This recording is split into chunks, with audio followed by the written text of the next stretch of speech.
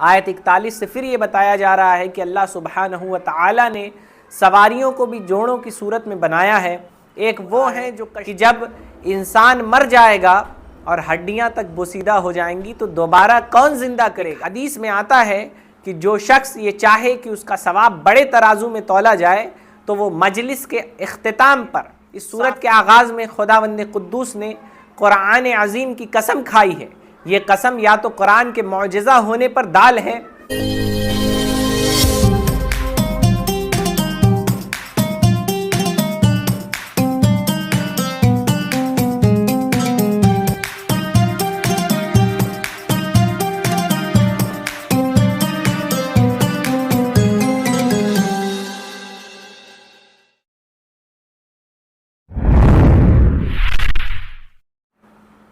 بسم اللہ الرحمن الرحیم۔ ناظرین کرام، میں محمد انس قادری دستک ٹوڈے کی خاص پیشکش خلاصہ قرآن کی 23ویں کڑی لے کر آپ کے سامنے حاضر ہوں۔ اس میں ہم قرآن مجید کے 23ویں پارے وما لیا کا خلاصہ آپ کے سامنے پیش کریں گے۔ 23واں پارہ سورہ یاسین کا تسلسل ہے، جس کے آغاز میں حبیب نجار کا واقعہ بیان کیا گیا۔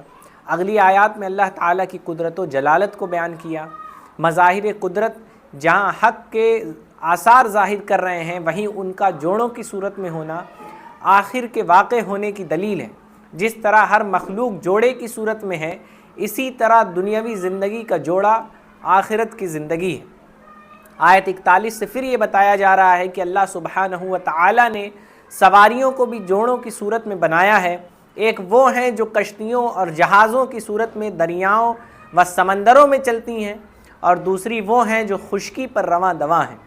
یہ بڑی جسامت والے سواری اور بار برداری کے جانور اور دور جدید میں ایجاد ہونے والی گاڑیوں اور ریل کی صورت میں ہے۔ پھر ان سواریوں میں محفوظ سفر بھی اللہ تعالیٰ ہی کی رحمت سے ممکن ہے۔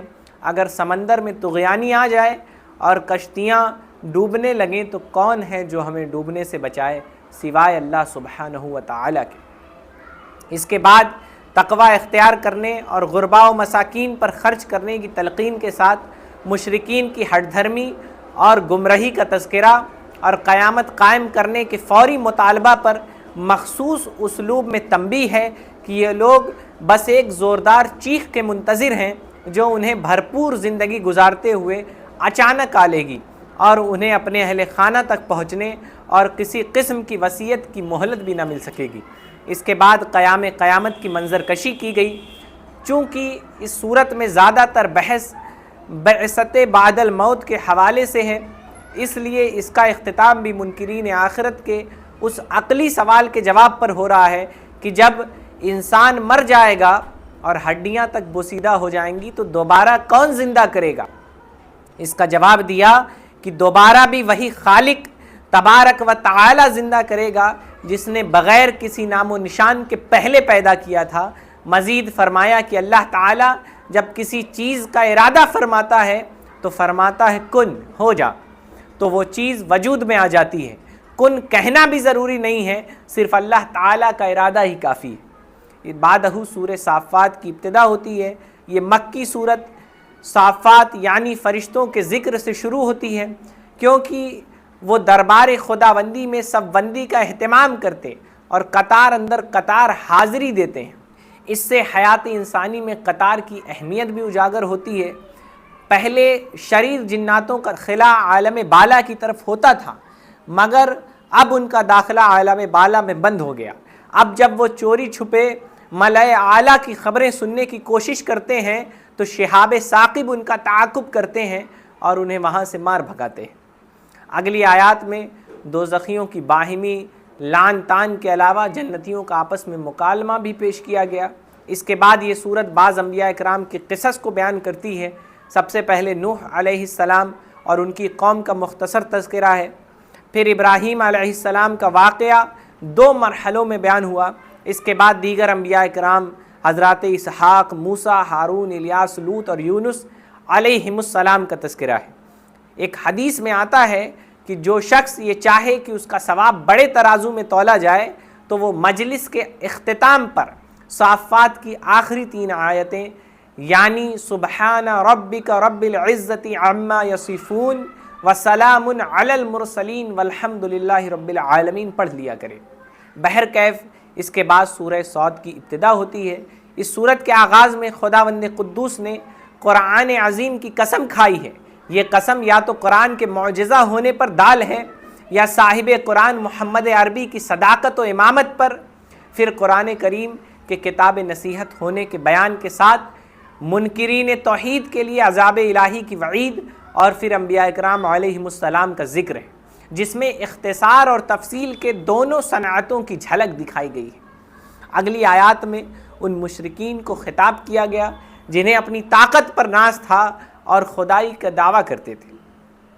اس کے بعد حضرت داؤد کی دستکاری، انابت اللہ اور خوش الحانی سے تلاوت زبور کا بیان ہے کہ جس میں پہاڑ اور پرندے بھی ان کے ساتھ چہچہانے لگ جاتے تھے، نیز انہیں سلطنت و حکمت اور قول فیصل عطا کیے جانے کی وضاحت کے بعد ان کے پاس دائر ایک مقدمے کا بھی ذکر ہے۔ پھر اس کے بعد آیت 31 سے اللہ تعالیٰ کے بہت اچھے بندے اور اس کی طرف رجوع کرنے والے پیغمبر حضرت سلیمان کی نبوت و حکومت کا ذکر آیا ہے۔ آیت 41 سے حضرت ایوب علیہ السلام اور ان کے مصائب و کرائب کا ذکر ہے۔ اگلی آیات میں ایک بار پھر حضرت ابراہیم علیہ السلام اور ان کی اولاد امجاد انبیاء کا ذکر ہے کہ یہ سب اللہ سبحانہ و تعالیٰ کے چنندہ، برگزیدہ اور پسندیدہ بندے تھے۔ آیت 71 سے ایک بار پھر آدم علیہ السلام کی تخلیق، تمام فرشتوں کے انہیں سجدہ کرنے اور تکبر کی بنا پر شیطان کے سجدے سے انکار کا ذکر ہے۔ اس کے بعد سورہ زمر کی ابتدا ہوتی ہے۔ زمر کا معنی ہے جماعتیں اور گروہ۔ چونکہ سورت کے آخر میں جنت اور جہنم کے لیے لوگوں کی جماعتوں کی روانگی کا ذکر ہے، اس لیے سورت زمر کے نام سے موسوم ہو گئی۔ سورت کی ابتدا میں حکم فرمایا گیا کہ دین کو اللہ کے لیے خالص کرو۔ مشرکین یہ کہتے کہ ہم اپنے معبودوں کی عبادت اس لیے کرتے ہیں کہ وہ ہمیں اللہ کے قریب کر دیں گے۔ اللہ فرماتا ہے وہ جھوٹے ہیں اور کافروں کو کبھی راہ ہدایت نہیں ملا کرتی۔ اگلی آیات میں ایک بار پھر اللہ تعالیٰ کی قدرت کا ذکر ہے۔ پارے کے آخر میں فرمایا کہ ہم نے نصیحت کے لیے اس قرآن میں ہر قسم کی مثالیں بیان کر دی ہیں۔ یہ قرآن عربی ہے اور اس میں کسی بھی جہت سے کوئی کجی نہیں۔